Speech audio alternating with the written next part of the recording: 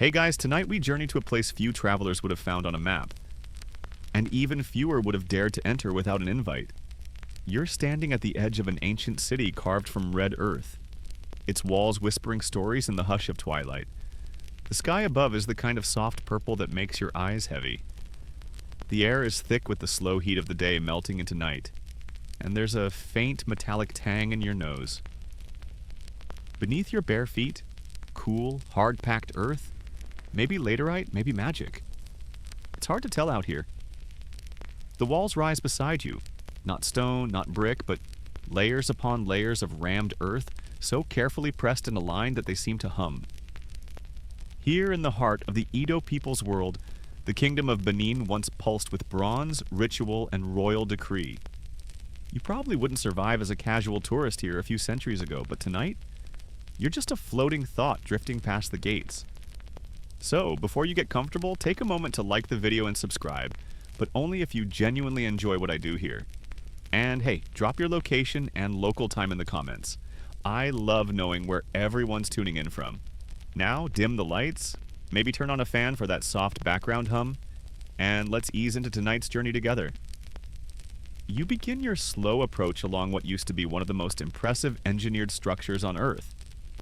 Yes, seriously, even though no one's throwing that into your high school textbooks, some scholars have ranked the walls and moat systems of Benin as rivaling or even surpassing the Great Wall of China in total volume moved. That's a whole lot of dirt, with nothing but hand tools, woven baskets, and what we can only assume was a staggering number of very tired workers. These were not stone walls shining in the sun like Roman aqueducts. They didn't need to be. The Kingdom of Benin, which rose to prominence between the 11th and 15th centuries, used the material it had in abundance. Laterite rich, red earth, compacted again and again into towering ridges that looped around villages, quarter districts, and most importantly, the sacred palace of the Oba. That's the king, by the way, and not your typical monarch. The Oba was believed to be divine, a living link to the gods. That meant every foot of wall wasn't just construction, it was cosmology, politics, and power baked into the soil. As you trudge through the heat-soaked dust near where those walls once stood, your mind drifts. You try to picture it. Giant loops of ditch and embankment stretching over 15,000 kilometers in total. No, that's not a typo. According to Guinness World Records, which, let's be honest, sometimes stretches things, this system was one of the longest earthworks in the world, but historians still argue whether that figure's legit. Were the measurements exaggerated? Do we count every tiny village ditch, or just the massive city fortifications? Honestly, by the time you're hearing this, someone's probably written another paper with a completely different number. That's academia, baby. You find yourself brushing a palm against a rough section of wall that's somehow still standing. The surface is pitted, sun-baked, and streaked with darker smudges. Maybe old fire damage, maybe just centuries of storms. The patterns almost look intentional, like the ridges of a fingerprint. A kingdom's fingerprint. Bronze glints nearby. At least you think it's bronze. The light's low and your eyelids are doing that thing where they keep drifting shut, only to snap open again. But let's pretend the bronzes. Ah yes, Benin is famous for them. Intricate plaques, busts, and decorative pieces forged with lost wax casting. And here's the twist. While the rest of the world mostly used bronze for weapons, the Edo people poured theirs into art. Imagine walking through a capital where walls rise high and dry around you, while your eyes catch shimmer after shimmer of ceremonial brass and bronze plaques affixed to palace columns. They weren't just decorative, they told stories. They reminded subjects of the Oba's might, his divine right, and subtly that he's watching you. Always. You reach a bend in the wall where fireflies blink lazily in and out of view. The air smells faintly of crushed leaves and something metallic, like coins warmed by the sun. A monkey chatters faintly in the trees above. Or maybe it's just a sleepy part of your brain making noise. The deeper you walk, the more the walls seem to breathe. It's a trick of the night air, but part of you believes they're alive. Maybe it's because some locals still whisper that the walls were mixed with more than soil, offerings, charms, even blood. The fringe theory here, that the spirit of the city, called Ehai, is locked into the earth itself, watching over the descendants of the Edo people. There's even an old tale, likely apocryphal, that the first trench for the city was dug by a mythical giant who could clear a mile in a single night, guided by sacred dreams. It's the kind of thing that makes zero sense in daylight, but right now, it feels perfectly logical. As you walk the perimeter of what used to be the royal quarter, the wall curves again, forming a strange, almost serpentine loop. You realize this wasn't a mistake. It was designed like this. The city didn't follow a grid, it followed power. And where the Oba placed his feet, the walls moved accordingly. Even now, centuries later, your every step feels watched. Not in a creepy way.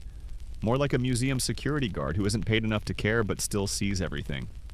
Behind you, the shadows lengthen.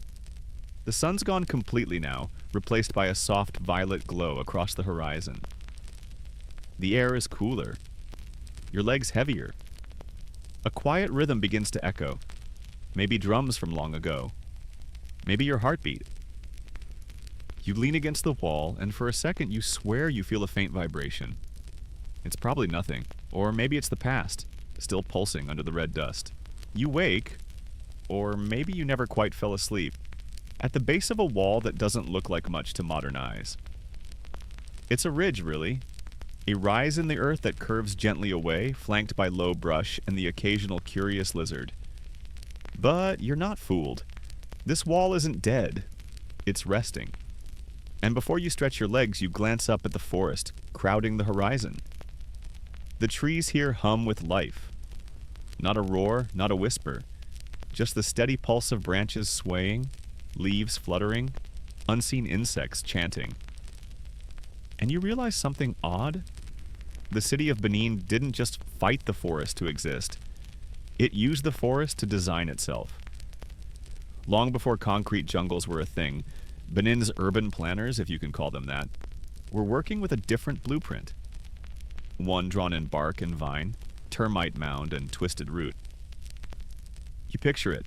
Centuries ago, elders standing knee-deep in forest undergrowth, notching trees and murmuring to the gods about where the next walls would go. See, the forests of what is now southern Nigeria weren't obstacles. They were collaborators. The layout of Benin City followed the contours of nature, wrapping around the thickest groves, tracing the soft edges of streams and termite hills. Roads didn't slice through the landscape. They meandered, glided, curved like dancers around trees that had stood long before the first Oba. It wasn't laziness, it was reverence and practicality. Why chop down a 100-year-old Iroko tree just to make a path straighter? Better to curve the city with the tree at its center. Maybe offer it a cola nut or two, just in case. You scratch at your arm, brushing away what might be a phantom mosquito. These forests, after all, were, and still are, alive with motion. The deeper you walked into Benin in its heyday, the more the jungle wrapped around you like a velvet rope. A slightly damp, vine-covered velvet rope. Now picture a clearing. In the middle, workers with baskets on their heads, scooping up soil for the base of the city's defensive trench. Behind them, the thick green wall of the forest, watching. Maybe judging, definitely plotting. There's a quirky theory that the walls of Benin were designed not in spite of the forest, but because of it.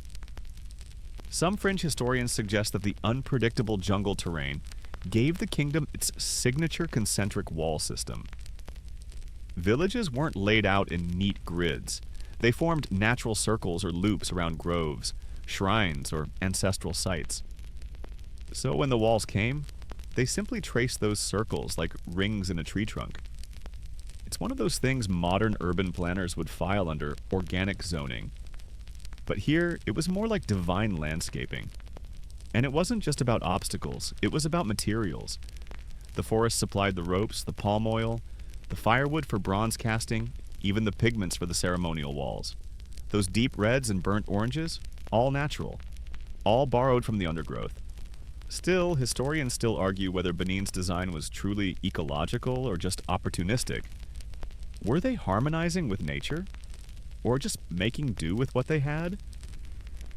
The answer, as always, is a polite shrug. But let's be real. Any city where a sacred leopard is allowed to walk the royal courtyard probably had some pretty serious respect for nature's authority. You move again, slowly now, down an imagined street. It winds, softly banked, sloping between two ancient embankments. On either side, you hear birds rustling, feathers shaking loose from the branches overhead. Somewhere off in the distance, a child's laughter, timeless, echoing through leaves. The canopy thickens above you. The air grows dense, almost chewy. You breathe in the perfume of crushed leaves, damp bark, and something spicy. Maybe ceremonial incense, maybe your imagination flexing. It occurs to you that the forest didn't just shape Benin's walls, it also shaped its mind, its rituals, its fears.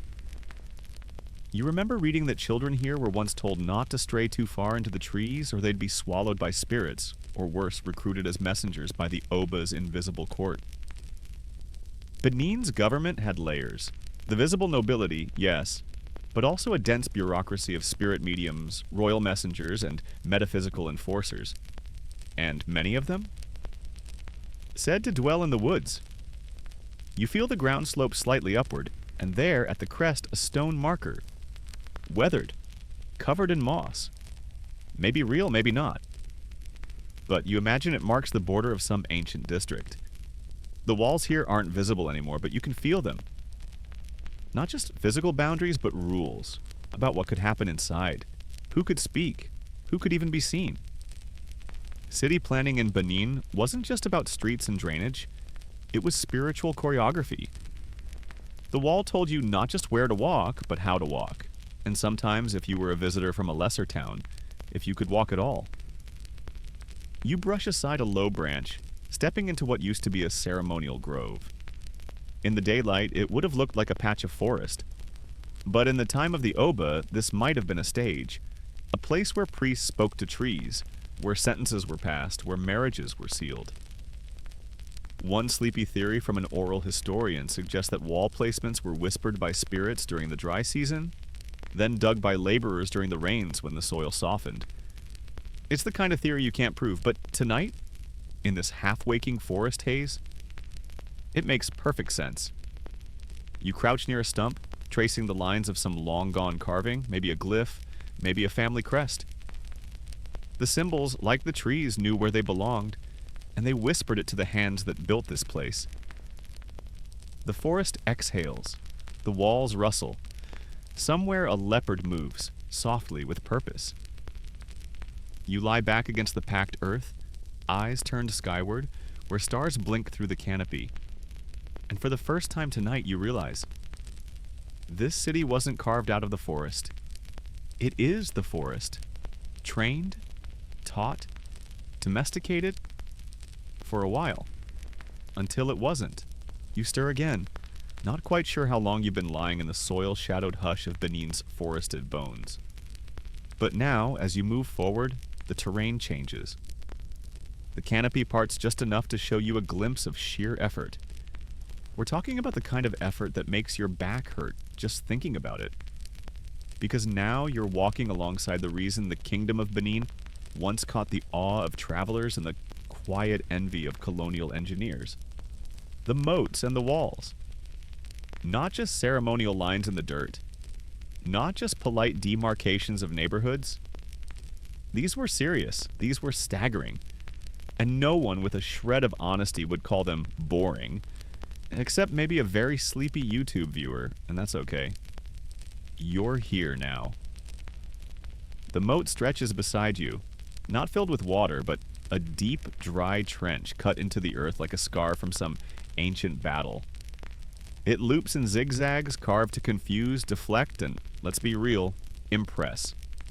No one casually wanders into a kingdom that digs this deep just to say, this land is mine. Some of these trenches were reportedly up to 20 meters wide and 8 meters deep. All hand dug, no donkeys, no wheels. Just manpower. Or more precisely, people power, since no one's quite sure whether enslaved captives, loyal laborers, conscripted citizens, or some mix of all three did the digging. Historians still argue whether the walls were symbols of collective civic pride or, more of a we were forced to situation. Let's take a breath here. You're standing before a feat of engineering that some scholars say required over 100 million man-hours of labor. That's right. The construction spanned generations.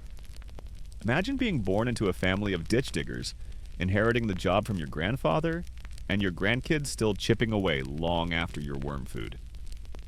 You reach down and run your fingers through the compacted earth. Laterite, warm and dense. When pounded into place, it dries like cement.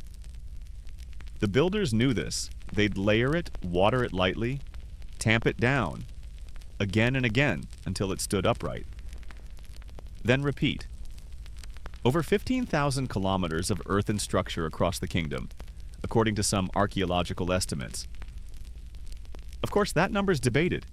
Some researchers think the famous longer than the Great Wall claim is exaggerated, maybe counting every ring around every satellite village like it's part of the same megawall.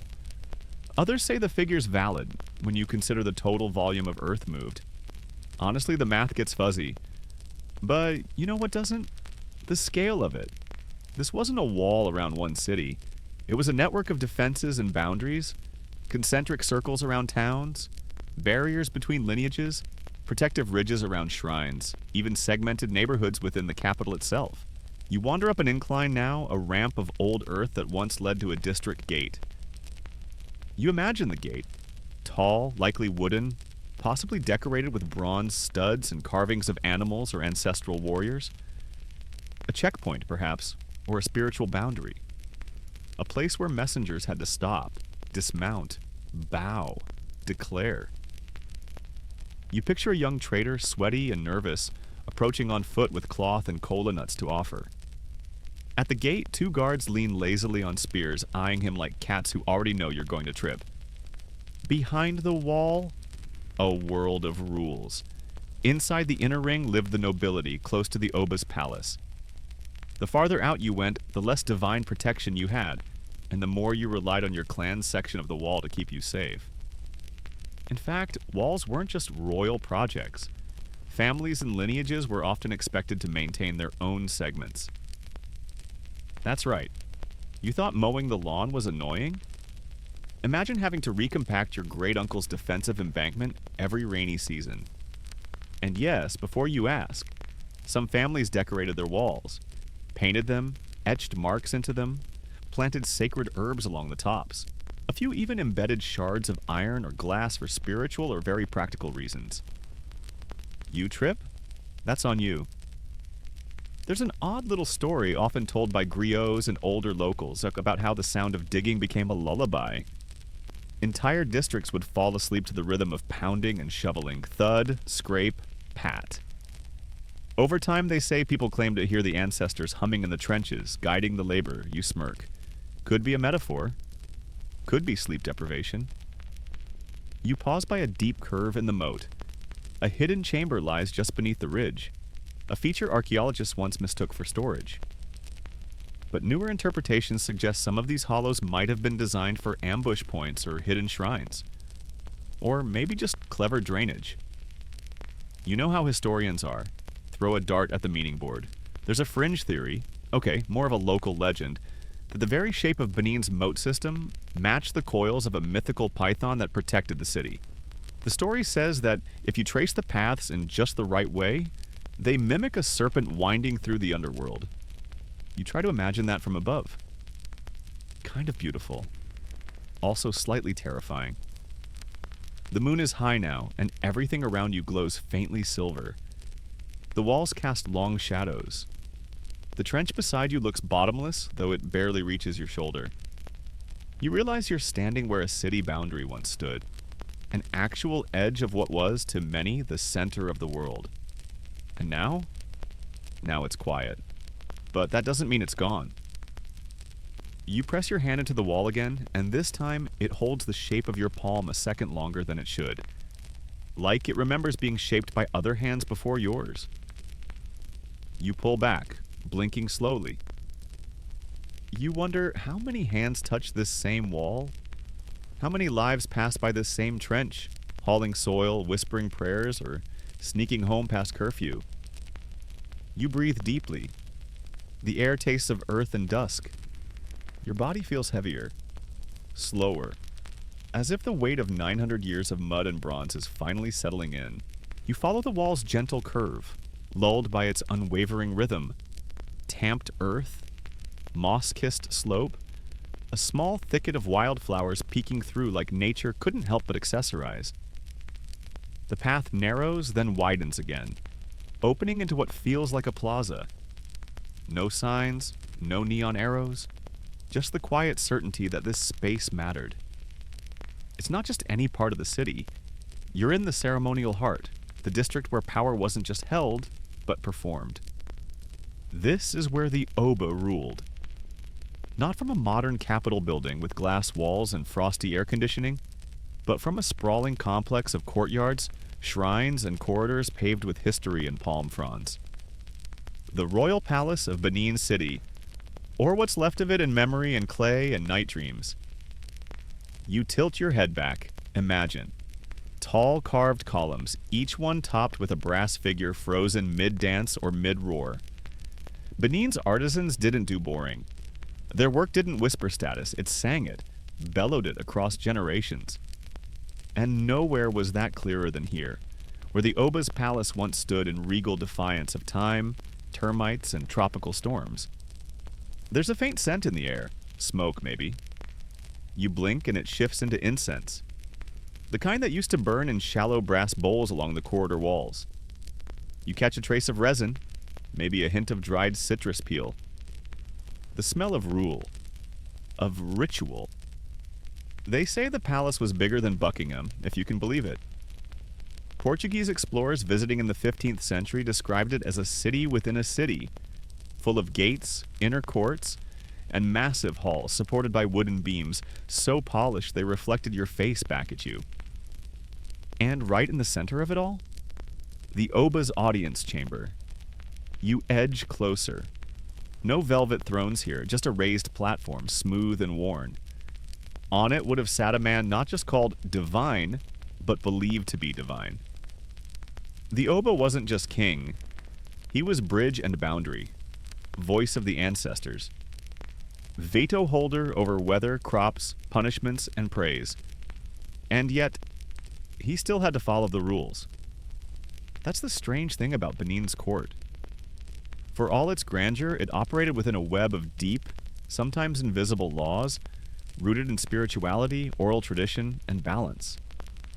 The Oba could decree a festival, but only after consulting the priests. He could call for a public execution, but not during certain lunar alignments.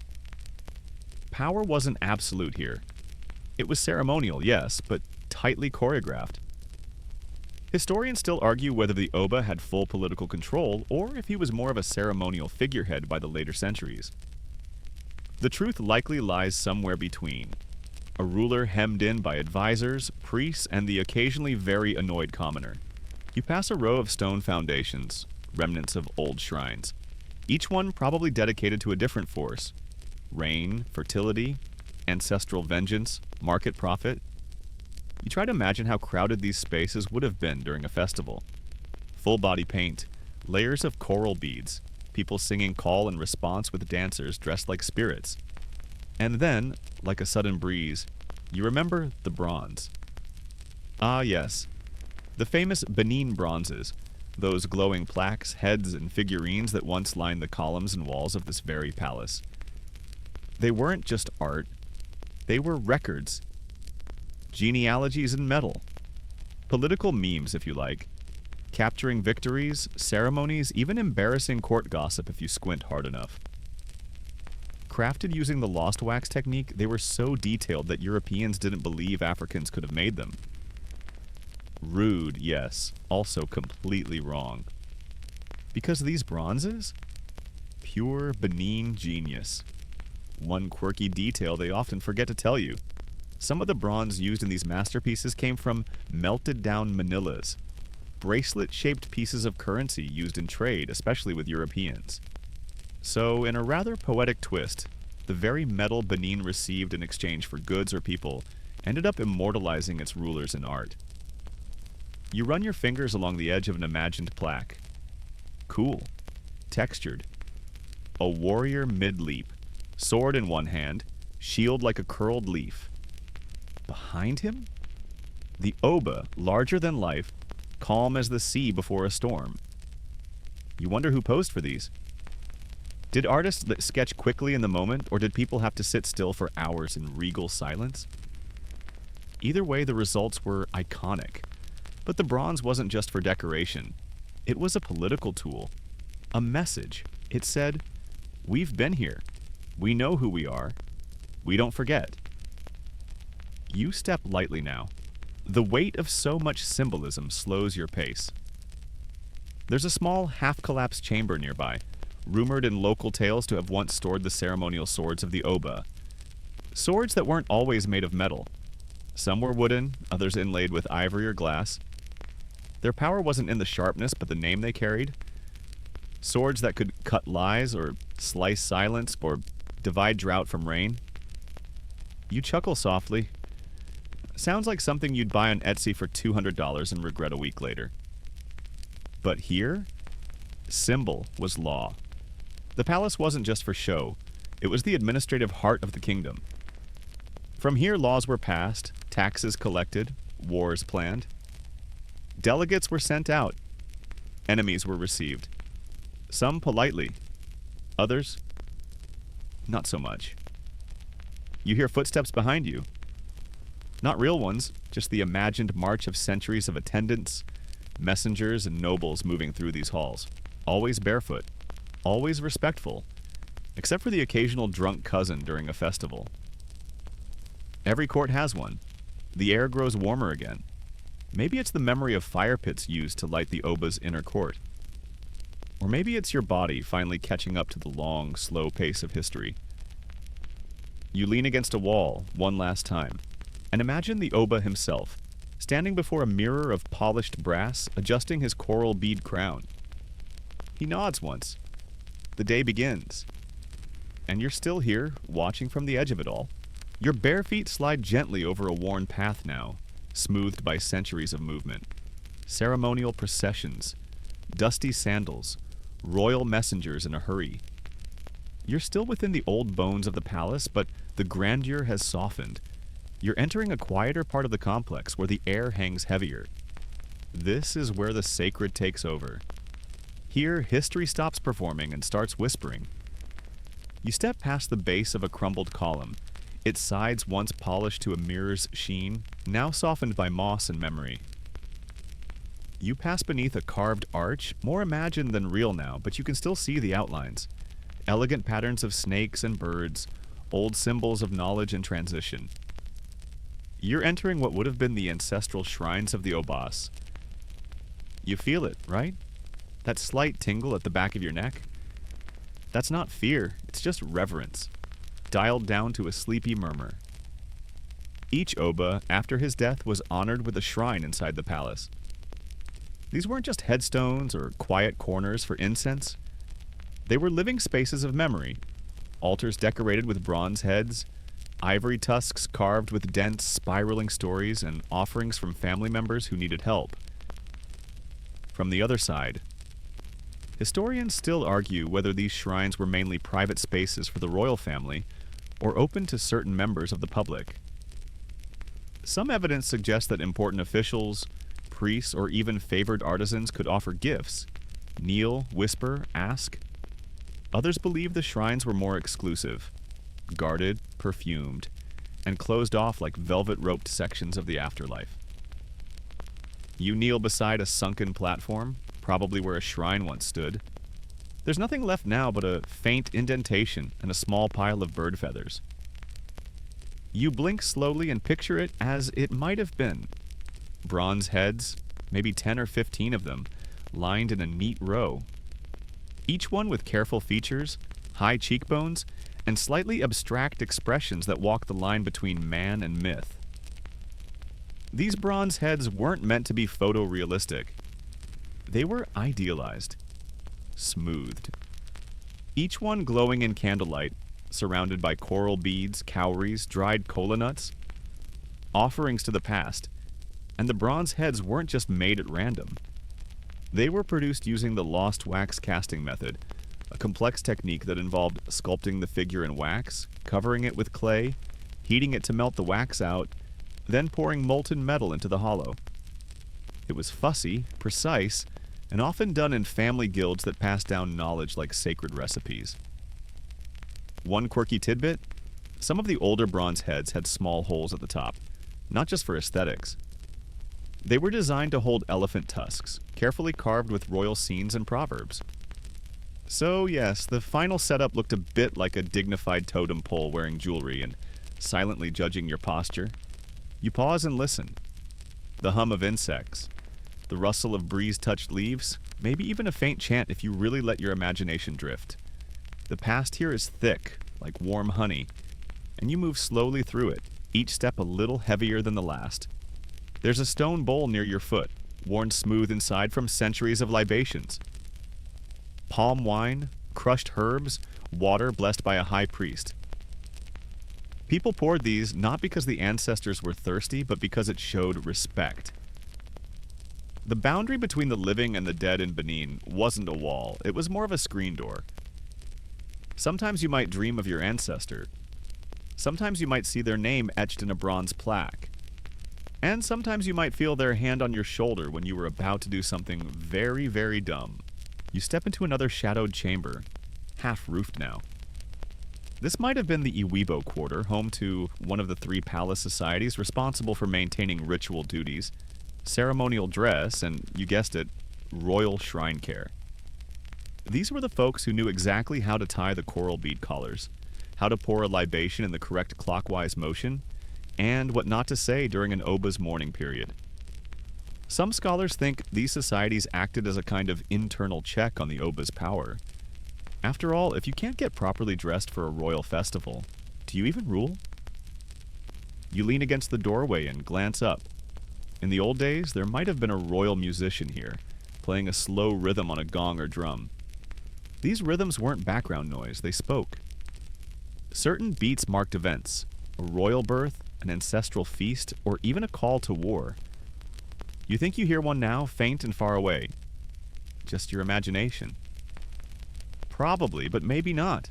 There's one fringe theory floating around some corners of academia, a controversial one, that suggests the shrines might have functioned like an archive. Not of books, obviously, but of ritual knowledge. That each offering, at each carving, even the way a tusk leaned slightly left or right, could encode meaning. Memories stored in arrangements of objects, like a 3-dimensional language. Only a few knew how to read. Imagine a historian with a good eye walking into one of these rooms and reading it like a library. Ah yes, this Oba had trouble with rainfall and loved pounded yam. You smile. Seems far-fetched. But then again, Benin never did things the simple way. You step outside now onto a smooth courtyard, lit only by imagined torchlight. The breeze carries the smell of crushed leaves and distant rain. You're not sure how long you've been here. 5 minutes? 5 centuries? Time stretches and folds in on itself. You pass one last platform. Some say this was the Oba's final resting point before burial, a place where the spirit lingered, received praise, and nodded farewell to the city it once ruled. People would have gathered here, drumming slowly, chanting the names of ancestors in rising crescendos that echoed off the clay walls. You sit on the edge, the clay is warm. The past sits beside you for a moment. Then, like incense smoke, it fades. You rise slowly from the clay platform, your limbs heavy now, like sleep is already halfway there. But the city waits. Benin's vast bronze-veined heart still has more to show you.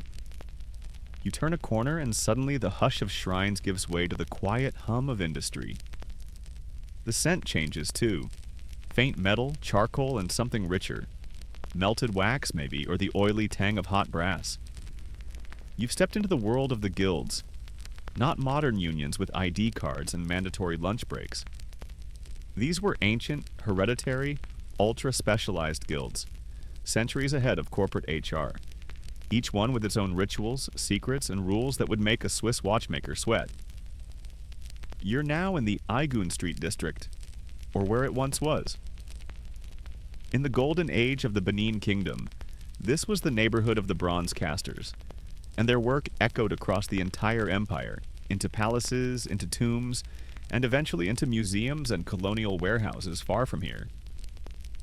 The guilds of Benin were numerous: brass casters, Igan ivory carvers, Igbasanwan, woodworkers, leather specialists, coral bead stringers, even feather artisans. If the Oba needed it, a guild produced it with obsessive precision. Historians still argue whether these guilds formed independently or were imposed top-down by the monarchy to control production and standardize art. Either way, the result was the same: an entire social ecosystem built on mastery. You didn't dabble in bronze. You devoted your life to it, alongside your father, your uncle, and maybe your slightly grumpy grandmother, who could outcarve anyone on a bad day.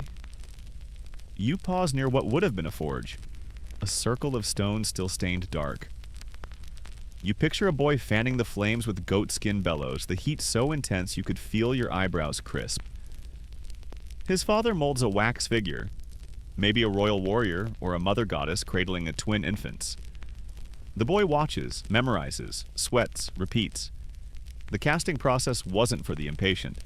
First came the carving of wax, then the careful encasement in fine clay, like tucking a secret into a cocoon. The wax was then melted away, leaving behind a hollow shell. Into that they poured molten metal. It cooled. It cracked. It revealed something sacred. You lean closer to a small brass fragment, half buried in the dirt. Just a sliver, but the detail is astonishing. A fingertip, maybe? A corner of a robe? You'll never know, but you marvel at it anyway. The Benin guilds weren't just about craft, they were about inheritance. Skills passed from father to son, generation after generation. The bronze casters were even said to share lineage with the very first artisan invited from Ife, a neighboring Yoruba kingdom, famed for its naturalistic art. That invitation wasn't casual, it was royal strategy. The Oba wanted the best, so he got them. And speaking of lineage, here's a quirky tidbit.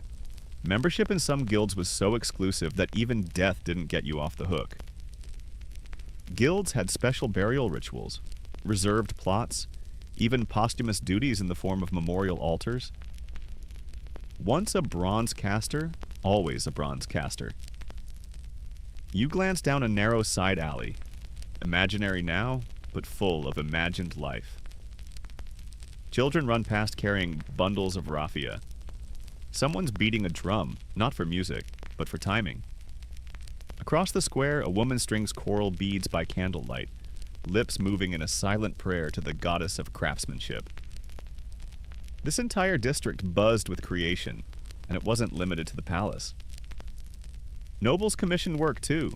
If you were wealthy enough, you might request an ancestral bust for your courtyard, or a plaque showing off your grandfather's military exploits. And, of course, exaggerating the enemy casualties. Some things never change. There's a small square here, likely once the gathering point for guild councils. You imagine old men seated on wooden stools, arguing about technique, lineage, and whether young people these days respect the wax mold like they used to. Their decisions mattered. These weren't just artisans, they were gatekeepers of cultural memory. And not just anyone could approach a guild with a commission. Protocol mattered. Some required days of fasting before requests were even heard. Others demanded payment in specific forms: beads, livestock, palm oil. You didn't walk into a Benin workshop like it was a farmer's market. You approached like you were negotiating with time itself. There's still a debate in academic circles, one of those long-winded, footnote-heavy ones, about just how autonomous the guilds were. Some argue they had a surprising amount of independence, creating works that pushed the boundaries of royal approval. Others say their output was tightly monitored, every casting carefully reviewed by the palace to prevent artistic liberties. You see both sides. Because in the details of a plaque, an artisan could sneak in messages. Maybe a symbol that hinted at courtly scandal. A frog where there should have been a lizard. A gesture too playful for strict royal decorum. Blink and you'd miss it. But the guild knew. And the Oba? Well, maybe he pretended not to notice. There's one particular bronze you remember seeing in a museum. Two figures locked in a dance, one holding a ceremonial sword, the other a gong. It looks celebratory, but if you tilt your head just so, you realize they're both standing on a crocodile. Subtle. And weirdly threatening. You wonder if it was a warning or a joke, or maybe both.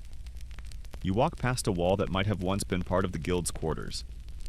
Carved symbols still linger. Stylized eyes, curled snakes, a sunburst.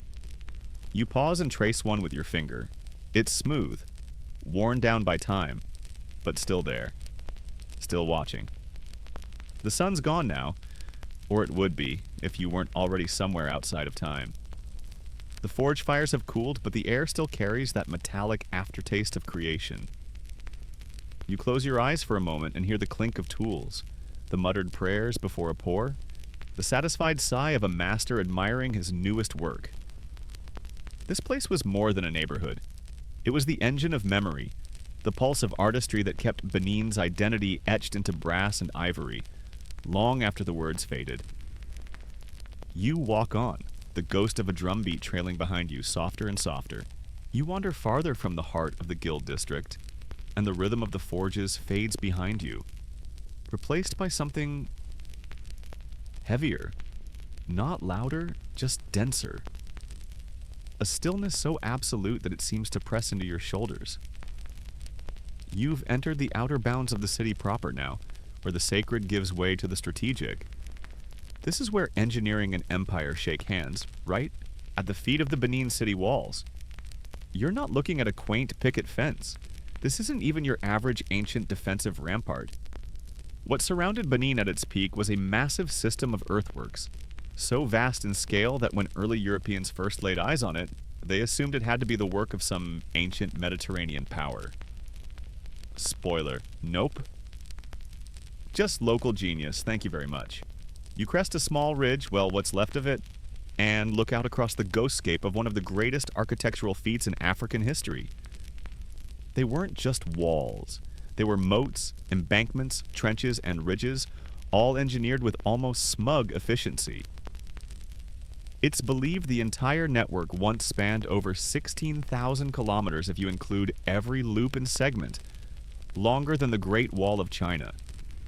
But unlike that famous stone ribbon, the Benin walls were made from compressed earth, dug from deep interior trenches, and compacted with precise layering.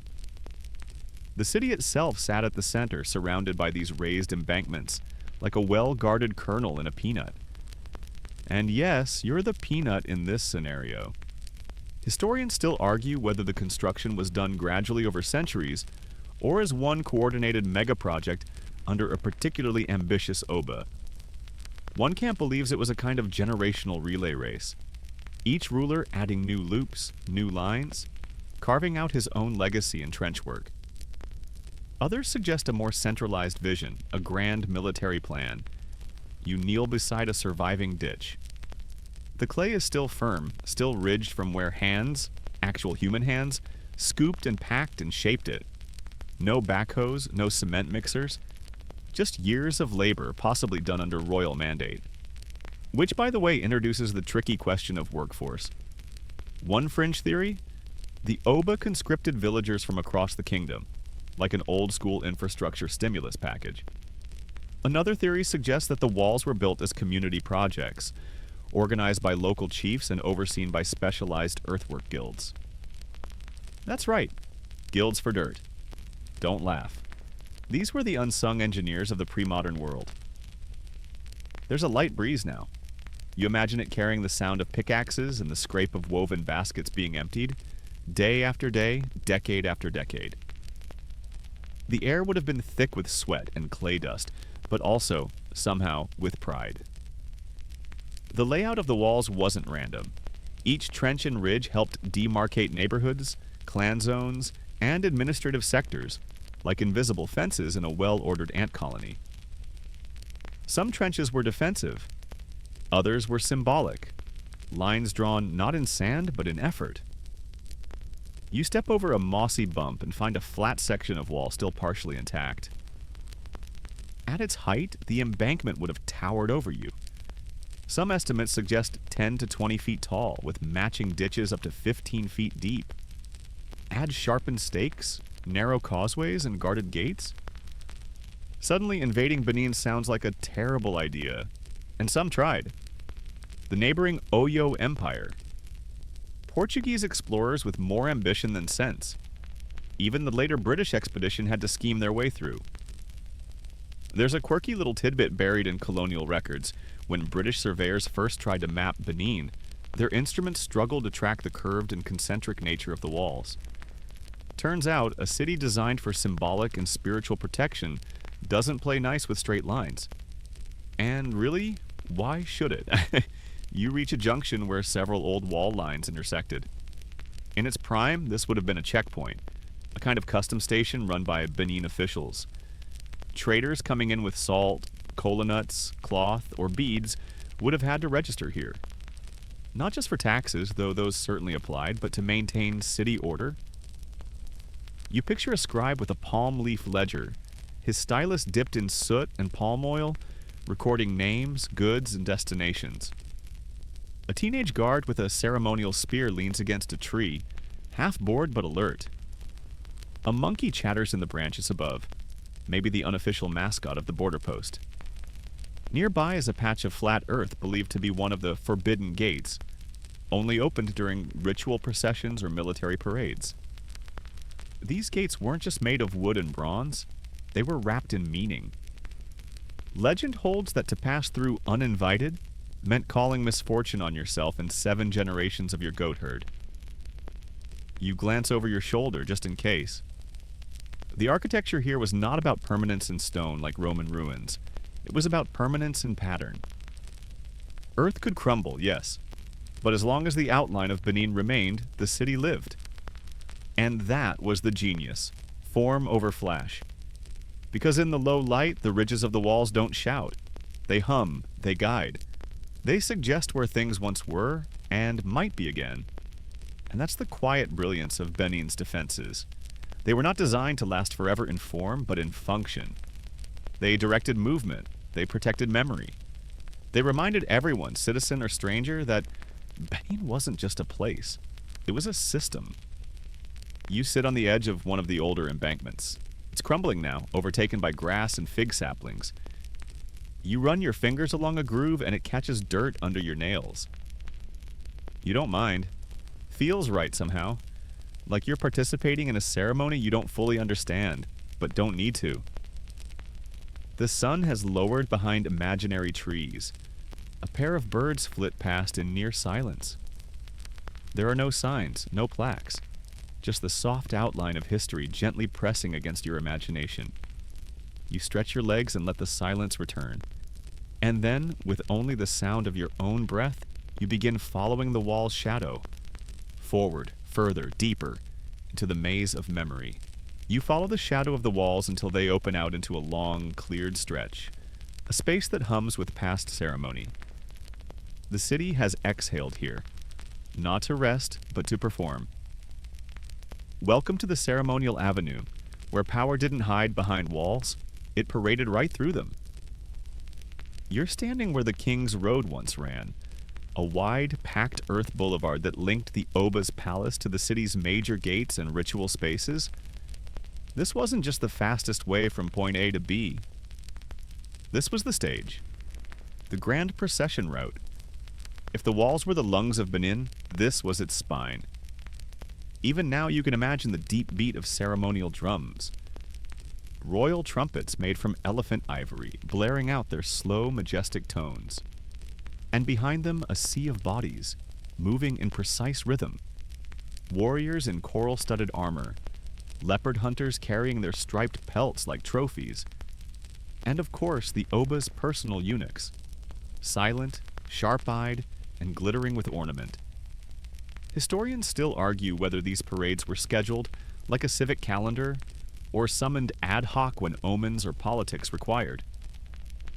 What's agreed on, they were unforgettable and exhausting. Processions could last for hours, sometimes days, with multiple stops at shrines, intersections, and clan compounds. You reach a bend in the road where a bronze plaque might once have stood. Not decorative, instructional. Some of Benin's most famous plaques lined this very route, not on walls but on carved poles, offering a visual narrative of history, values, and protocol. A kind of royal comic strip, but, with more spears and less humor. There's a story about one such plaque. It showed a leopard being tamed by a priestess. The deeper message: power needs wisdom. But some fringe historians argue it was a not-so-subtle jab at the Oba's nephew who once tried to lead a coup and got very, very mauled. Bronze shade, anyone? As you walk the length of this ceremonial road, you realize it was never meant to be neutral. Every tree, every mound, every drumbeat was symbolic. The direction of movement, from the palace outward or from the gate inward, meant different things. One announced war readiness, another peace negotiations. Still another might herald the ritual cleansing of the land. You stop at a wide clearing, one of the old public plazas. This one likely hosted the Igwe Festival, Benin's New Year ceremony, and a cosmic refresh button. During this multi-day ritual, the Oba would appear before the people, give blessings, accept offerings, and, according to tradition, have his spiritual power renewed by the city itself. There's an old account of Ig that mentions the Oba being carried in a palanquin, draped in leopard skin, surrounded by silent dancers wearing bronze masks. They didn't speak. They didn't blink. Just moved like shadows in time with the royal beat. It's said they represented the ancestors. The moral of the story? Don't mess with a monarchy that has ghosts on retainer. Nearby, you pass a large tree, maybe a descendant of the sacred Okurha tree, the kind used for ancestral rituals. Beneath it might have stood one of the ancestral altars, carefully tended by elders from specific clans. These weren't quiet places for flowers and soft crying. These were active, maintained, sometimes noisy sites where communal memory was fed like a fire. And speaking of altars, fun fact, many of the city's key ceremonial crossroads had mini-shrines with offerings ranging from kola nuts to feathers to, yes, the occasional chicken. One popular deity was Ogun, the spirit of metal and warfare. Appropriate, right? Imagine blessing your spear before battle with a nod to the very god of forging and fighting. One traveler in the 17th century claimed to see a shrine where bronze dust was mixed with palm oil and used as ritual paint. Historians still can't agree if that was a metaphor or if someone was literally turning sculpture residue into spiritual face cream. You continue walking, and the sounds begin to rise again. Not drums this time, but memory playing tricks. Laughter, the clang of ceremonial gongs, a child's voice shouting as a dancer passes. Then it's gone, replaced by birdsong, and the breeze. You pass another point where two roads converge. A perfect spot for a chieftain's audience. In Benin, local chiefs weren't just administrators, they were power brokers, lineage keepers, and event planners. During festivals, they led their own sub-parades complete with custom outfits, family musicians, and sometimes competitive gift-giving. It's like feudal Instagram, but everyone's wearing coral beads and carrying swords. There's a quirky story about one chief who reportedly gifted the Oba a canoe carved from a single elephant tusk. Clearly impractical, but symbolically unmatched. Was it used? Not really. Did it end up on a shrine? Probably. Was it an obvious flex? Absolutely. You reach the spot where the King's Road would have re-entered the palace grounds. Guards here wore iron-studded uniforms, and there was always at least one courtier carrying the royal sunshade. A huge circular fan designed to protect the Oba's divine complexion from mortal UV rays. Imagine the scene. A crowd parting like water as the palanquin approaches. Drummers increase tempo. The crowd hushes. The Oba appears, his robes a constellation of brass plates, his ankles jingling with bells, his gaze fixed straight ahead. He doesn't wave, he doesn't nod, he simply is. You stand now at the gate. It's gone, of course, time is greedy. But you can see its shadow outlined by the stillness of air, the indentation in the land. You step forward, and just for a moment, the dust swirls at your feet like dancers waiting for the cue to begin again. Behind you, the King's Road stretches away, quiet but still firm underfoot, like a memory that refuses to fade, like a song waiting for its chorus. You inhale slowly and step through the invisible gate, not as a subject, not as a warrior, but as a witness. You step across the threshold where the gate once stood, and the air shifts again. Heavier now, but not oppressive. More like incense smoke or velvet drapes. You're inside what would have been the palace complex of Benin, and even though the walls are long gone, the geometry lingers. There's a rhythm to the ground here, a kind of spatial grammar. The pathways still know where they're going. You follow one, and soon you're swallowed by what once was a labyrinth of courtyards, chambers, shrines, and halls. Not a palace like a single building. More like a city within the city, a royal hive buzzing with ritual and regulation. The Oba's palace was one of the largest architectural structures in pre-colonial Africa, sprawling, segmented, and strictly hierarchical. Want to get to the royal chambers? Good luck. You'd need to pass through dozens of layers, meeting halls, ancestral altars, court official offices, animal courtyards, audience rooms, and more. And even then, you probably weren't getting in. Unless you were one of the Iwibo, the palace's inner administrative guild. A hyper-organized class of royal stewards, record keepers, and protocol enforcers. These were the folks who made sure the Oba's calendar, costume, and cosmic alignment all stayed in order. You duck under a low-hanging tree branch as though it were once a doorway lintel. The shadows here are dense, even in daylight, and appropriately so. This is sacred ground. Some of the most famous Benin bronzes ever crafted once lined these passageways. Over 1,000 intricately cast plaques adorned the wooden pillars of the Oba's reception hall, each telling a fragment of the kingdom's story. You pause at an open patch. Imagine brass figures glinting in firelight, warriors frozen mid-stride, dignitaries locked in calm debate, animals entwined with divine symbols. These weren't just decoration. They were didactic timelines, proof of legitimacy, of lineage, of connection between the Oba and the gods. Historians still argue whether these plaques were commissioned in one frenzied artistic golden age, or if they were added gradually, each Oba contributing to a kind of ever-growing bronze archive. Either way, they weren't just for internal consumption.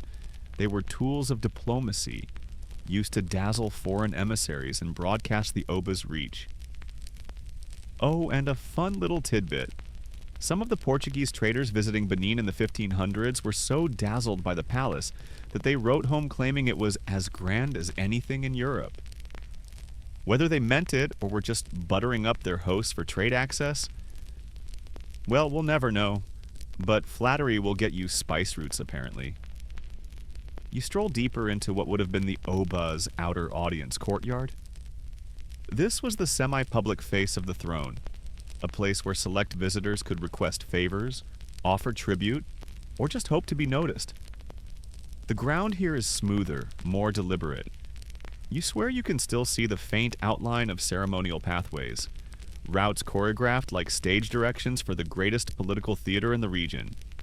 There's a silence here, but it's not empty. It's waiting. You can almost hear the rhythmic clapping that accompanied formal petitions.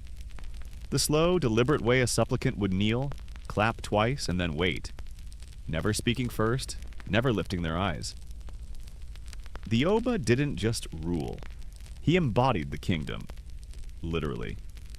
In Benin cosmology, the monarch was a living conduit between the earthly and the spiritual. That's why you'd never see him eat in public, or sneeze, or, heaven forbid, laugh too loudly. Divine authority must be impeccably composed. And speaking of composition, you come across the ghost of a side hall. The Queen Mother's quarters would have been nearby. The Ioba, as she was called, wasn't just royal family. She was a political powerhouse, often advising on state matters, influencing succession, and even commanding her own palace and retinue. There's a well-worn legend that one queen mother once outmaneuvered a group of rebellious chiefs by offering them poisoned cola nuts during a faux reconciliation dinner. Only her loyalists were warned to chew carefully. Whether true or not, it's a solid argument for never trusting snacks in a royal dispute. Around a bend, you spot what would have been the sacrificial courtyard, used not for daily executions, but for highly ritualized offerings to the gods and ancestors. Contrary to what sensationalist visitors claimed, these rites were rare and deeply symbolic. Animals most often, but always under strict protocols, always tied to cosmic timing. You reach what was once the spiritual heart of it all, the inner shrine to the royal ancestors. Only the Oba, high priests, and select initiates could enter here. The belief that the spirits of former kings lingered, not as ghosts, but as co-rulers in the unseen realm. The Oba never ruled alone. He was always flanked by his predecessors, like an eternal advisory board. Even the walls here, long vanished, were said to have been rubbed with red earth and decorated with chalk, each gesture reinforcing the sacred bond between the living and the dead. One fringe theory suggests that parts of the palace were acoustically designed, that drums played in one hall could be faintly heard in another through a series of hollow wooden channels. Almost like a spiritual intercom system. The idea is debated, but it makes for a delicious detail. You sit now in the remains of what may have been the Oba's private meditation garden. A simple space, a ring of trees, some broken stone. But here, even silence feels embroidered. You imagine the monarch, seated beneath a fig tree, eyes half closed, lips moving in quiet invocation. The kingdom bustling beyond the walls, and yet in this circle, time holds its breath. The longer you stay, the easier it becomes to believe that the palace still lives, just not in walls or doors, but in air currents, in footprints too old to see, in rituals too quiet to end. The shadows begin to shift, not with danger, but with invitation. There is more to see. You rise, brushing imaginary dust from your legs, and continue forward, deeper into the past that never really left. You move deeper through the palace complex, and the stone beneath your feet becomes warm with imagined sun. There's no visible path now, just intuition and suggestion. Ruins murmuring through dirt. But you're heading toward one of the most complex and carefully guarded systems in the entire city. The guild quarters. Benin was a city of artisans, of bronze casters, ivory carvers, coral workers, wood sculptors, and ceremonial swordsmiths. Each craft had its own dedicated guild, many of which were based within or just outside the palace walls. And make no mistake, these weren't freelance workshops. These were hereditary institutions, rigid in hierarchy, spiritual in structure, and politically essential. You pass what would have been the Igun Street compound, home to the Igun Eronwan, the Royal Guild of Bronze Casters. These weren't everyday metalworkers. They were ritual specialists handling materials that weren't just expensive, they were sacred. According to oral history, their founder was summoned by the gods themselves, taught the secrets of molten storytelling, and charged with preserving dynastic memory in metal. You pause at what might have been a furnace pit. The process was demanding. Bronze casting here followed the lost wax technique, a sophisticated method that involved shaping a figure in wax, encasing it in clay, firing it to melt the wax, then pouring molten metal into the mold. This wasn't just labor, it was alchemy. The air here would have been thick with smoke, with shouts of apprentices fetching tongs, fanning fires, chanting invocations. Because yes, casting bronze was also a spiritual ceremony. Guild members weren't allowed to cast without offering cola nuts or palm wine to Ogun, the god of iron and transformation. Historians still debate whether each casting was supervised by a priest or just carried out under general ritual guidelines, but the line between labor and liturgy was always blurred. A quirky historical tidbit, It's said that some casters would smear their eyelids with powdered charcoal before casting, either to block out evil spirits or, less glamorously, to stop molten splashes from blinding them. Fringe scholars argue the ritual had origins in Saharan desert customs. Others think it was just really practical PPE. You move on to the quarters of the Ivory Carvers Guild, the Igbasanmoan. Their task? To craft delicate, often surreal reliefs out of elephant tusks. These carvings were more than decorative. They were status codes, gifts to ambassadors, offerings to shrines, and sometimes messages to rivals. You might remember a particularly famous ivory tusk. It depicted an oba surrounded by leopards and flanked by Portuguese soldiers. On one level, it's an emblem of royal might and foreign alliance. On another, it's an encrypted historical flex. Look who backs me. Don't even try. Here's the part scholars bicker over. Some believe these carvers were allowed limited freedom to hide coded messages in the spirals and folds of the tusk. Warnings, jokes, even blasphemies too clever for anyone but fellow guildsmen to catch. Is that true? Or romantic nonsense? No one's certain. But next time you see a Benin tusk in a museum, maybe squint a little closer. Further along, you reach the coral workers, the Eben Guild. Coral beads in Benin weren't just jewelry. They were legitimacy, cosmology, authority. The Oba's regalia, masses of tubular red beads coiled across his chest, arms, and crown, made him look not like a king, but a walking shrine. And coral wasn't local. It came through long-distance trade from the Mediterranean, passing through Portuguese hands. So when you see a coral diadem, you're not just looking at craftsmanship. You're looking at global politics woven into wearable power. The Eben were specialists in softening, shaping, and polishing the brittle material. Sometimes they'd soak it in vinegar to make it more pliable, an odd, almost culinary step that some fringe historians argue was ritual as much as chemical. You pass a doorway-shaped clearing and imagine a young apprentice, maybe 12, trying to thread his first coral strand. His fingers fumble. His master swats him with a carved stick. Not in anger, but in tradition. "You represent the crown," he says, "and the crown does not fray." Now you wander toward the woodcarvers. Their quarters smell imaginatively of camphor and tree bark. Their works were often portable. Royal stools, masks, staffs, and fly whisks.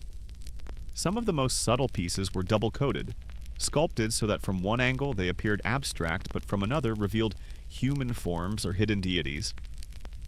One curious carving found by colonial agents appeared to be a royal armrest, until someone noticed that the armrest was actually two lovers entwined in a carefully veiled embrace. The piece was removed and stored discreetly, and probably admired in private. But not all guilds worked in physical media. You pass the quarters of the court historians and orators, the Ogbalaka. These were the oral recorders, trained from childhood to memorize centuries of genealogy, law, myth, and royal behavior. Their stories weren't recited, they were performed, complete with hand gestures, drumming, and theatrical asides. In fact, a skilled Ogbalaka could mimic previous kings' voices, capturing cadence and vocabulary to reenact royal decrees. It was less about impersonation and more about conjuring presence. You didn't just hear the past, you experienced it. One foreign visitor wrote that hearing an Ogbalaka recount a battle was like listening to a tree remember the wind. Now that's poetry, or a mild hallucination. Who's to say? You finally reach a place that's quiet, even for this city. The Mask Maker's Shrine. This isn't a formal guild hall, but rather a small altar maintained jointly by several artistic groups. Here, artisans would present their tools, chisels, knives, files for blessing. No tool was used in Benin without being spiritually awakened. Not out of superstition, but respect. As the sun lowers in your mind's eye, the guild quarters begin to glow, not with firelight, but with the weight of centuries. Each space is a chapter. Each tool, a syllable, each apprentice, a sentence stretching toward an unwritten page. You leave the artisans behind, but their rhythm follows. A chisel striking wood, a furnace coughing flame, a storyteller shaping silence. The city wasn't just built, it was crafted one sacred gesture at a time. And you? You've walked among the makers of memory. Your footsteps slow as you move out of the artisan quarter, and the city's pulse softens again. What you're entering now is something stranger, quieter, and somehow heavier. This is the realm of ritual and cosmology, where walls were designed not for protection, but for alignment with the gods. Every city breathes, but Benin breathed with ceremony. The entire urban layout followed spiritual rules, an invisible grid governed by cosmic orientation, ancestral geography, and divine favor. Streets didn't just go from point A to B, they flowed like rivers of significance. Markets weren't just convenient, they were placed at ritually potent crossroads. Gates didn't face wherever was easiest, they aligned with cardinal spirits and astral paths. You passed what would have been a public shrine, likely one of many sprinkled throughout the city. Most were humble, little more than mud altars decorated with cowries, feathers, and offerings of palm oil. But the power they channeled? Monumental. Benin religion wasn't centralized. There wasn't a god building or a Sunday schedule. Instead, the spiritual world was woven into daily life. A woman might whisper a blessing to the river spirit before rinsing cassava. A farmer might bury a chicken bone at a tree root to ask the ancestors for rain. Spirituality wasn't an activity, it was atmosphere. One mainstream historical fact here: the people of Benin believed in a layered world, the physical, Agbon, the spiritual, Eremuin, and the in-between. The Oba existed in all three. Ordinary citizens lived mostly in Agbon, but rituals were constant bridges between the realms. Think of them like spiritual doorways you walked through without always realizing. You cross a symbolic one now, just a patch of raised ground where a line of chalk or blood might once have marked a sacred threshold. And here's something scholars still chew on. Some anthropologists argue that the city itself was mapped after the human body. The palace as the head, major roads as arteries, guilds as hands, the spiritual shrines as organs. Others say this is a misreading of metaphor, that Benin's planners were poetic, not anatomical. Either way, it's a delicious theory to walk through. Your steps take you into a market square, or at least what used to be one. It isn't crowded with traders anymore, of course, but listen close and you might still catch the clatter of brass bracelets and the murmur of haggling grandmothers. Markets in Benin were not just economic centers. They were ritual sites, watched over by market goddesses, each with her own set of taboos and blessings. Selling pepper on a Thursday? Fine. Selling snails on a market goddess's feast day without permission? Bad idea. That's how you get haunted yams. One quirky belief? Some traders wore amulets of crushed crocodile teeth to protect against price curses. Bad energy cast by jealous competitors. You laugh, but admit it. You've probably wished ill on someone who outbid you on eBay. The past isn't as far off as it feels. Beyond the market is a tree, an Iriko tree, sacred in many parts of Edo culture. You pause beneath its imagined shade. These trees weren't just big plants, they were oracles. Spirits were believed to live in their roots and branches. Communities would tie offerings to them, bits of cloth, cowrie shells, or carved symbols, and ask questions in the quiet of dusk. You spot a circle of stones around the base. A fringe theory, mostly whispered among older locals, claims that these trees remember old rituals. That if you sit beneath one long enough, it might murmur the names of forgotten gods. So you sit and wait. And the wind does something strange. It shifts directions, curling around your ear like a whisper trying to remember itself. You stand again, not spooked, just acknowledged. Walking on, you pass the remains of an ancestral compound. These were homes where families not only lived, but maintained shrines to their lineage. The oldest male was usually the spiritual head, but women had important roles too. Keepers of certain taboos, dream interpreters, even midwives trained in protective rituals. Historians still argue whether these compounds served more as spiritual centers or civic training grounds. Were they temples or boot camps for proper citizenship? Maybe both, maybe neither. Memory is messy. A curious artifact once unearthed near one such compound, a carved wooden comb embedded with tiny brass studs, each marking the birth of a daughter. No similar record exists for sons in that case, which makes one wonder, was this a matriarchal anomaly? A private devotional object? Or just someone's deeply stylish heirloom? You reach a wide-open area, the Ibis Anmoan ceremonial space, where ivory carvers would occasionally host guild-wide rituals. These events included drumming, dancing, and mock battles, symbolic reenactments of mythological stories involving creation, conquest, and celestial trickery. Not performative for tourists, performative for the gods.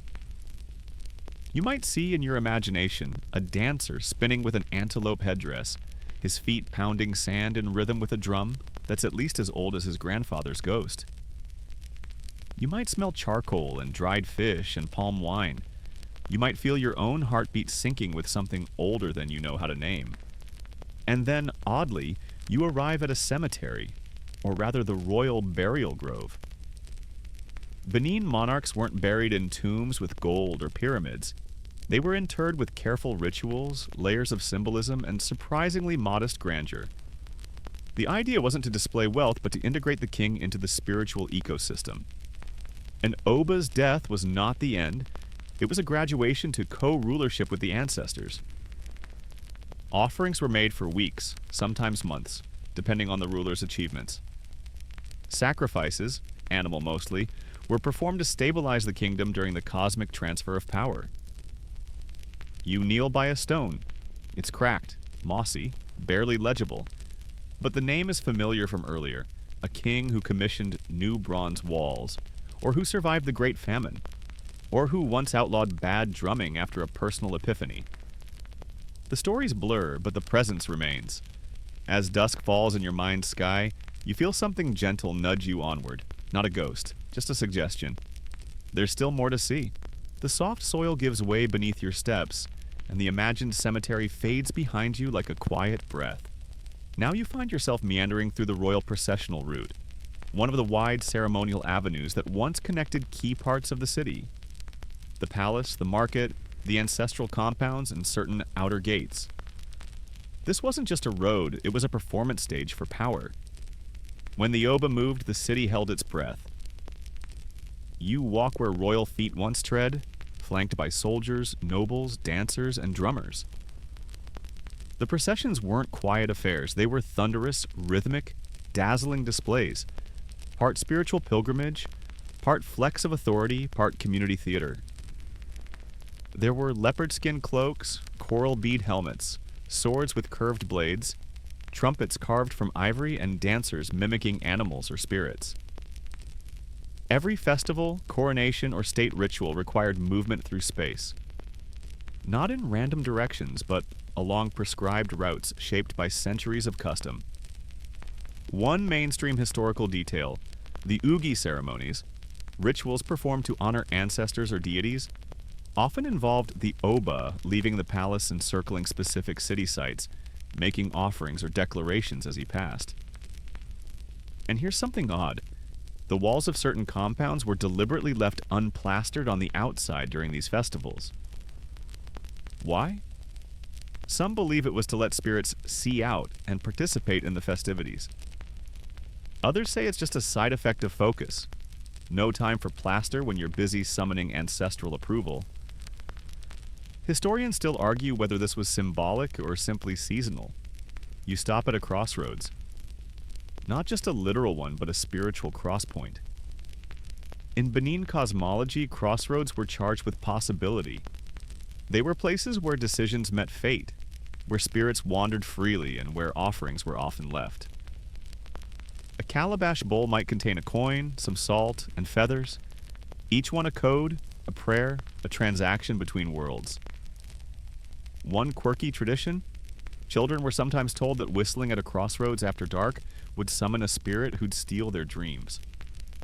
Whether it was a protective myth or a very specific anti-noise campaign, we may never know. As you walk, you pass ceremonial trees. Yes, again with the trees. But in Benin, flora wasn't background. It was actor, audience, and altar all at once. The Ogalisi tree, for instance, was believed to contain a trickster spirit. During certain rituals, it might be draped with white cloth or splashed with red palm oil, and dancers would perform in a circle around it to trick the trickster. A kind of metaphysical reverse psychology. Fringe scholars believe some of these rituals were used to negotiate seasonal change, aligning the spiritual world with crop cycles. Others say it was just community bonding with a supernatural flair. Either way, the result was the same. Laughter, awe, and a few moments where everyone believed the impossible. Now you reach a mud platform. Invisible perhaps, but real in your mind's eye. These platforms were often used as stages during processions where nobles or high priests would deliver speeches, offer blessings, or tell mythic stories. Imagine a man standing atop one now, waving a staff carved with lizards and moons, his voice bouncing through the crowd. In the time before walls, the leopard and the fish shared a kingdom. You don't know where the story's going, but you want to follow. The Oba's personal guards, known as the Imobo, were usually present at these events. They were recognizable by their distinctive red caps and ostrich feather fans, used less for cooling and more for emphasizing important phrases. Imagine a whole statement punctuated by a rhythmic whoosh of feathers. They also carried ceremonial swords, not always sharp, but beautifully inlaid. A famous one held in a museum today has a handle carved to resemble two crocodiles sharing one stomach. A metaphor for political unity or a warning about shared fates. Or both. You take a turn and arrive at a spot marked by a faint depression in the earth, a former performance circle. Dancers would gather here, not randomly, but according to a choreographed cosmic geometry. Some scholars argue these dances were coded maps of the universe, with each step representing a star, a story, or a cycle. Others think that's poetic overreach. Sometimes a dance is just a dance, says one academic. But who's to say? You close your eyes for a moment, hear the drums again, smell the sweat and the incense, see the cloths billowing red and white and ochre, like a story trying to tell itself. Back on the route, you notice something strange, a pattern of embedded brass tacks in the stones. Historians still debate what these were for. One theory says they marked sacred ground. Another claims they were navigation aids for night processions, reflecting torchlight like celestial breadcrumbs. And then, ahead, the Gate of Nine Tongues. No, not its actual name, but one whispered in oral tales. It was the entrance used by foreign envoys, merchants, and occasionally prisoners. The 9 tongues refer to the 9 major languages once heard here in a single morning, from Edo to Portuguese to Hausa to even Dutch. This was Benin the cosmopolitan, not the isolated backwater colonial narratives once painted it to be. One lesser-known tidbit? A Portuguese envoy once arrived late to a royal event and was forced to sleep outside the gate for 3 days as penance. Not out of rudeness, but because the timing of ritual entrances was sacred. Break the rhythm and you risked disrupting the entire spiritual calendar. Sucks to be the guy with the boat schedule. You step through the gate, slowly, respectfully, and feel the echo of countless others before you. Traders carrying silk and gunpowder. Diplomats bringing gold trinkets and awkward bows. Priests sent from rival kingdoms, trying not to sneeze during important moments. Every step here has memory. Every footprint might as well be a sentence in the city's story. The processional route ends not in a dead end, but in a spiral-shaped plaza, used for closing ceremonies. From here, one could return to the palace, the market, or the outer world. It was both ending and beginning, a metaphor in mud and sweat and ceremony. As you turn to leave, you realize the silence that follows isn't empty. It's waiting. The city's ritual heartbeat has slowed for now, but not stopped. It's only resting, like you will be soon. You follow the final curl of the spiral-shaped plaza and wander westward, where the sun would have hung low, drenching the walls in gold leaf if this weren't a dreamscape. And now you're moving into a space few outsiders ever saw. The guild zones, the beating economic heart of Benin, and a dense tangle of skill, secrecy, and sweat. These weren't markets, these were workshops, and they weren't scattered randomly. Each guild occupied its own designated area, tied to tradition and bloodline, its walls humming with generational memory. You don't just become a bronze caster, a carver, a weaver, you inherit it. You are born into the hands of your grandfather and sharpen your tools on your father's ghost.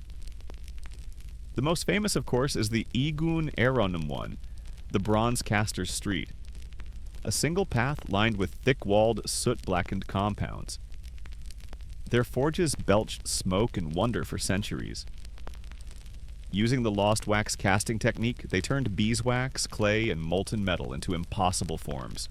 Regal heads, leaping leopards, warriors frozen mid-charge. You pass one such forge now. It's silent, cold, but the smell of charcoal and melted brass lingers, the way perfume lingers on old letters. One mainstream historical detail, the Igun Eronmuon, was situated deliberately close to the Oba's palace, reflecting both its sacred duty and the immense trust placed in the guild. Only royally approved subjects could belong. The Oba didn't just collect their work, he controlled it, commissioned it, ritualized it. And here's where it gets spicy. Fringe scholars claim that some bronze heads were actually made twice, one for display and one secretly buried beneath certain buildings to anchor spiritual power, like sacred Wi-Fi boosters. Others dismiss this as myth, but wouldn't, that explain the occasional unmarked bronze fragment found during construction, even today. You brush past a faded guild sigil scratched into a wall, 3 concentric circles, said to represent ancestry, mastery, and loyalty. You'll see variations of it across other crafts, too. The Ababo, ivory carvers, the Agbedi, blacksmiths, and the Isekpoken, cloth dyers. Each had its own rules, rituals, taboos, and drama. Oh, the drama. One quirky tradition? The Weavers Guild had an annual contest to see who could craft the longest continuous thread without breaking it or swearing once. The prize was honor, and palm wine, but mostly honor.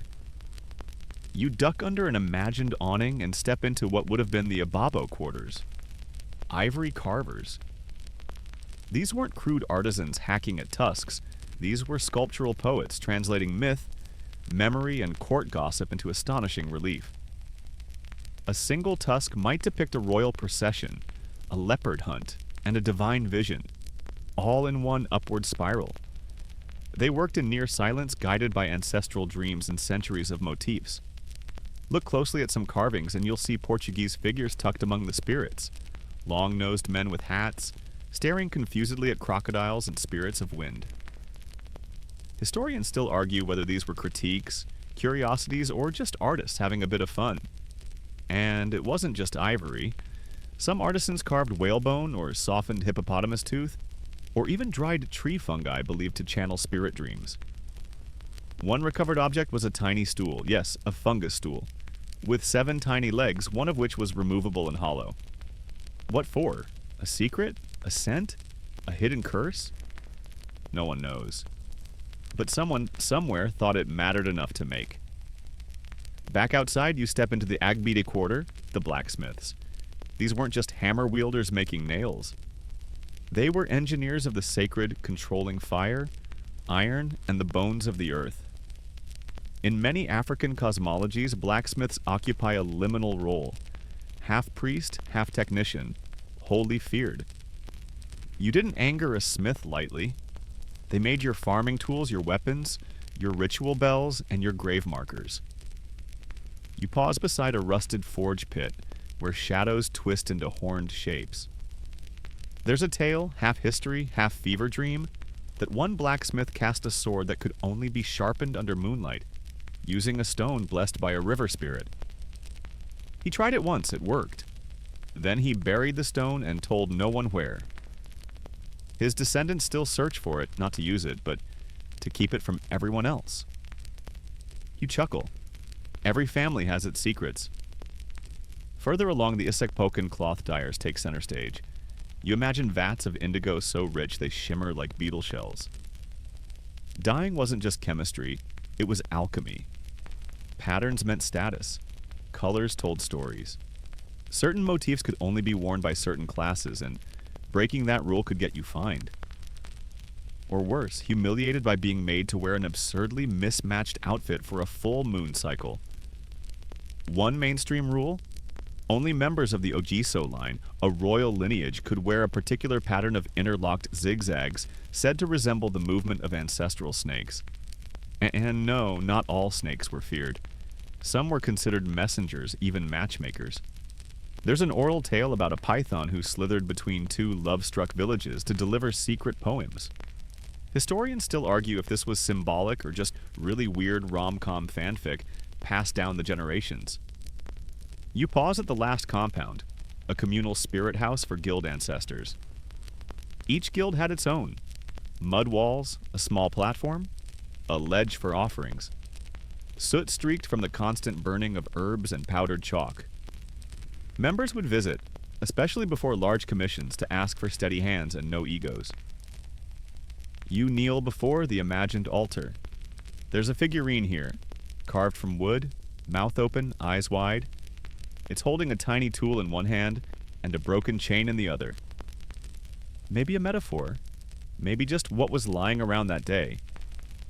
Either way, it works. Your fingers brush the air above it. Thank you, you whisper. For all this beauty, for all this labor, for all this stubborn, wonderful, holy work. And as you rise, your shadow lingers a moment longer than expected. Maybe that's the light playing tricks, or maybe a guild ancestor has nodded back. Either way, you keep walking. The city's not done with you yet. You leave the scent of indigo and burning charcoal behind and move toward the quieter edges of the city, where the walls press tighter, the air cools, and time seems to gather in corners like dust. This is residential Benin, where artisans lived, where children played, and where families nested among thick-walled compounds tied together by kin and custom. Gone are the ceremonial plazas and brass-slicked forges. Here you find the domestic drumbeat, the kind of history you don't read in royal edicts, but hear whispered in lullabies or the shuffle of bare feet on packed earth. These family compounds, called Ogbe, were like mini fortresses, each housing an extended family. Imagine a cluster of rooms built around a central courtyard, with a thatched roof shrine tucked neatly into one corner. The walls were made from puddled mud and palm fibers, thick enough to stay cool in the heat and to hush the city's endless rhythm. You walk slowly now, passing an imaginary woman pounding yam in a large wooden mortar, rhythm echoing against the clay. A dog snoozes in the shade. Smoke curls from a cook fire. Someone sings a tune, nonsense words and a haunting melody. It's not flashy, but it's home. One mainstream detail: Benin's family structure was deeply hierarchical but highly organized. The head of the compound, often an elder male, held authority over resources, land use, even marriage negotiations. But women held significant influence too, particularly through the Ioba, or Queen Mother, who had her own palace and often acted as a political counterweight. One quirky tradition? During certain lunar phases, children weren't allowed to speak during dinner. Not for discipline, but because it was believed the moon could overhear family secrets and tell them to mischievous spirits. Scholars disagree if this was metaphor or bedtime propaganda to silence noisy kids. You step into one courtyard and notice the patterned floor, made from polished laterite and pressed shells. It wasn't just decorative, it told you things. Certain floor patterns signaled the family's trade, others marked religious affiliations. Some had spiral motifs meant to confuse evil spirits, a kind of low-tech spiritual captcha. There's a murmur ahead, voices gathering. You've reached the evening council house, where elders met after dusk. These were the local decision-makers discussing disputes, land issues, marriages, and community celebrations. Their verdicts were usually final unless you wanted to take it up the ladder, which meant appealing to palace intermediaries. But rarely did things escalate that far. Justice here was intimate, performed face to face, often with community watching. One elder might carry a carved gavel made of Iroko wood, another a pipe that never got lit, just waved dramatically during debates. You overhear one now, a dispute over a stolen goat. Or was it just a borrowed goat returned slightly thinner? The line blurs, and everyone has an opinion. It's democracy, Benin style, slow, circular, and often solved with shared food. Now you're walking into one of the few communal spaces built purely for rest, the Okun Shrine Grove, a tiny sacred garden tended by local women. Legend says it was planted by the city's first rain priestess, who dreamt the layout one night after seeing frogs dance in a spiral. Historians still argue whether she was a historical figure or a symbolic stand-in for seasonal fertility rituals. Either way, frogs did feature prominently in the stonework. You pause at a grove of flowering trees, bright petals, a faint buzz of bees. It's peaceful here, and hidden by design. Women would gather here during certain rites of passage, first menstruation, childbirth, even menopause. It wasn't exclusionary, it was protection. A quiet place to pass down wisdom too often lost in loud spaces. There's a story about a girl who came here in tears, worried her womb was cursed because a lizard fell into her bathwater. The priestess told her the lizard was actually a sign of luck. Years later, that girl became a respected herbalist and made a fortune selling lizard-shaped fertility charms. People came from villages away to buy them. Weird? Absolutely. Effective? The line still forms at dawn. Now the path narrows and you reach what's left of the city's animal quarters. No, not zoos. Symbolic animal enclosures, part of religious or elite households. The royal leopard, for example, was kept not just as a pet, but as a manifestation of the Oba's power. Its enclosure was swept daily, and it was said that if the leopard sneezed, a ritual had to be performed to avoid drought. Quirky aside, one palace servant's only job was to fan the leopard during the dry season. He wore bells around his ankles so people could hear him coming and give him right of way. You spot a chicken shrine, a mound of feathers, ash, and tiny carvings. In Benin belief, chickens were messengers between realms. They could carry prayers to the ancestors, or warnings. Sometimes chickens were released into crossroads to choose between decisions. Whichever way they went was considered divine instruction. You look down at your feet. One trail leads left, the other right. Which path would the chicken choose? Before you decide, you pass a modest house with an unusual wooden post. Carved into it are tally marks, not for counting days, but dreams. Each night, a member of the household etched a line if they dreamt of fire, or flood, or flight. It was believed that dreams predicted the state of the city. If too many fire dreams stacked up, a fire drill would be held. If flood dreams dominated, offerings were floated on the river. Historians call this superstition. Dream researchers call it data collection. You just call it fascinating. Now you near the edge of the city where the walls rise again. Not the main outer defenses, but boundary walls, marking where Benin ended and the unsettled forest began. These were liminal spaces. A few families lived out here, often spirit workers, hunters, or those who preferred quiet. Their homes faced away from the city, toward the unknown. There's a saying, those who face the bush don't fear the spirits, they feed them. You spot one such home. A basket of cola nuts rests on a stump. A strip of red cloth flaps in the breeze. You don't knock, you simply nod as if to say, I see you. I won't cross the line. A final rooster crows and you realize, the city is folding itself into sleep.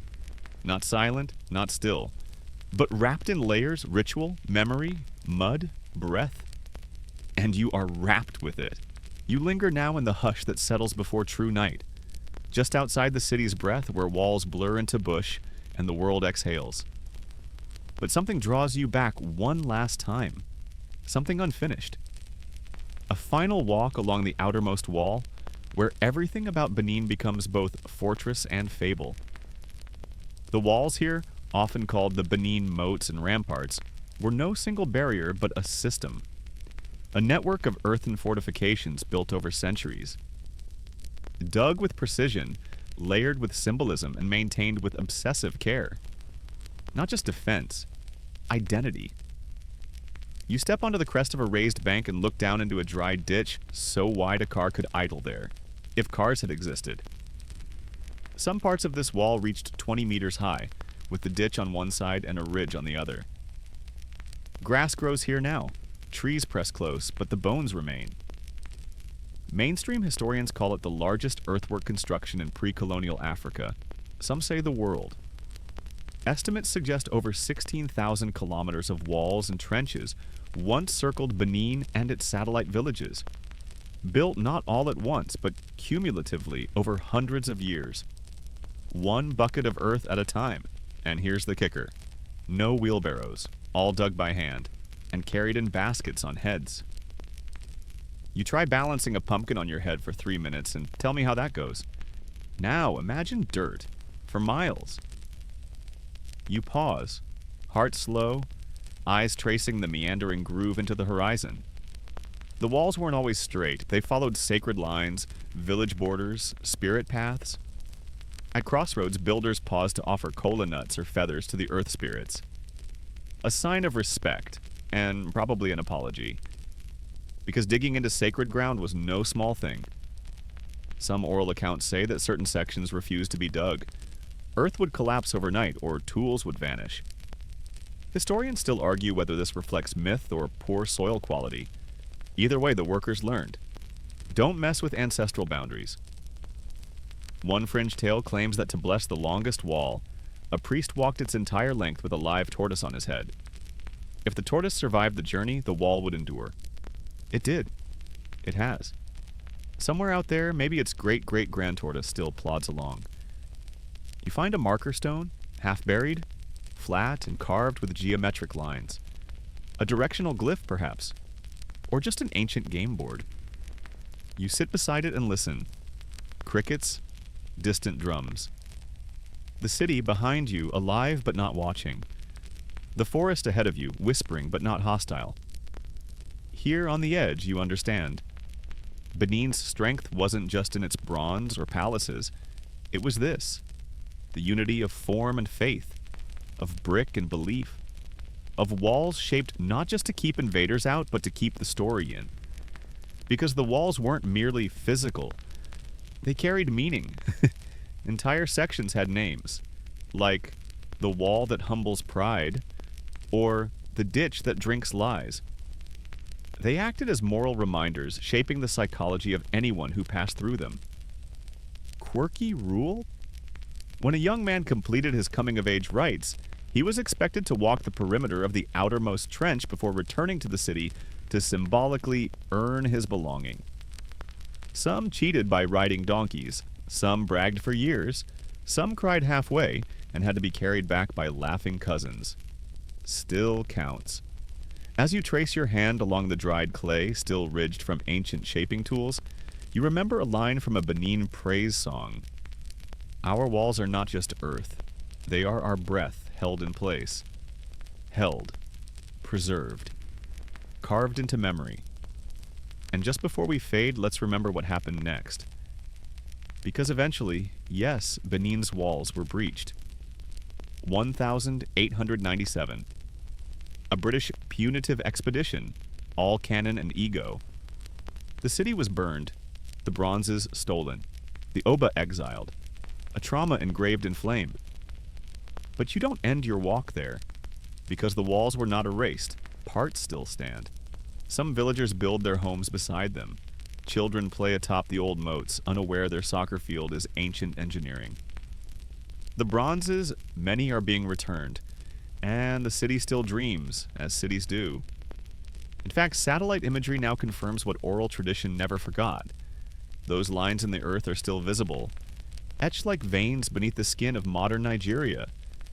And so you stand, finally still. Behind you, the city exhales.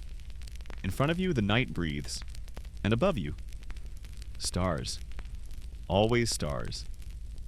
You've walked far tonight. Across time, through mud and metal, past walls both real and remembered. Your feet may be still now, but your mind is soft with all you've seen. Palaces veiled in coral light, courtyards soaked in songs, artisans shaping eternity out of fire and wax. You saw the hands that built Benin, not just the royal ones, but the quiet ones, the steady ones. Mothers grinding yam before dawn, guild elders whispering over shrines, children tracing dream signs in dust. And those walls? They're still with you. Not just the ones of clay and laterite, but the ones of language, of belief, of care. They held a city together. They hold you now. Let your breath slow. Inhale, long and even. Exhale, soft and silent. Whatever you carry, worry, noise, plans, leave them by the old moat. The city will guard them for you. You're safe here. Held here. Let your muscles uncoil like the spirals in carved ivory. Let your thoughts melt like beeswax in a forge. Let your dreams come slow, coiling gently through gates flanked with brass serpents and twilight drums. No need to hurry. The city waits. And you, dear traveler, have earned your rest. Sleep now, beneath the stars of ancient Edo.